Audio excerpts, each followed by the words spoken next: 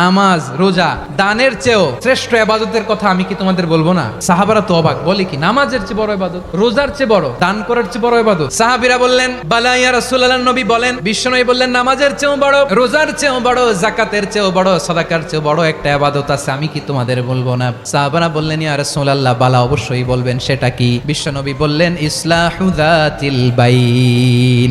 দুইজন যখন ঝগড়া লেগেছে, তোমার দুই ভাই যখন ঝগড়া লেগেছে, এই দুইজনের মধ্যে বিরোধ মিটিয়ে মীমাংসা করে দেয়া হচ্ছে সবচাইতে সেরা কাজ। দুইজন ঝগড়া লাগছে, ইসলাহু যাতিল বাইন, দুইজনের মধ্যে মিলিয়ে দেয়া, এটা নামাজ, রোজা, সাদাকার চেয়ে বেশি সওয়াব। ঝগড়া লাগলে মজা নিও না, ওয়াত্তাকুল্লাহ, আল্লাহরে ভয় করো, ফাসলিহু যাতা বাইনাকুম, মিলিয়ে দিও। যদি ভাইয়ে ভাইয়ে বিরোধ হয়, মজা নিও না, হাত থাকতে মুখে কি এমন মন্তব্য করো না, আরো লাগিয়ে দিতে যেও না, মিলিয়ে দাও, শান্তি সমঝোতা করে দাও, কারণ তোমরা সবাই হলে দিনী ভাই। আমরা কি দিনী ভাই? মিলিয়ে দিবেন। দুইজন ঝগড়া লাগলে মিলিয়ে দিলে যে কত সওয়াব, এটা আমরা অনেকে জানিই না। দুইজন ঝগড়া লাগছে, আচ্ছা আপনাদের কোথাও এলাকায় আগুন লাগলে আপনারা কি ঢালেন? পানি। অনেকে ওই জায়গায় তেল ঢালে, এরকম ডাকাইতেছে না নাই?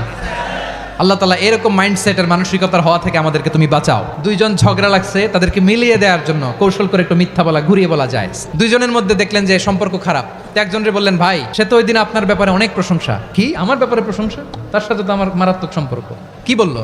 এই বললো আপনি নাকি এই করছেন ওই করছেন, অনেক প্রশংসা। লোকটার মন খুশি হয়ে যাবে তার ব্যাপারে, ঠিক কিনা? আবার তার সাথে যার ঝগড়া, ওরে যে বলুন ভাই ওই দিন তো সে আপনার অনেক অ্যাপ্রিসিয়েশন করলো, অনেক। সে তো অবাক, কি রে বলে কি আমার? এই যে দুইজনের ব্যাপারে দুইজনের একটু ভালো ভালো কথা বলে দিচ্ছেন, একদিন দেখবেন রাস্তা দিয়ে হাঁটার সময় একে অপরকে সালাম দিয়ে ফেলছে, সালাম দিয়ে বুকে জড়ায় ধরছে, আছে না নাই?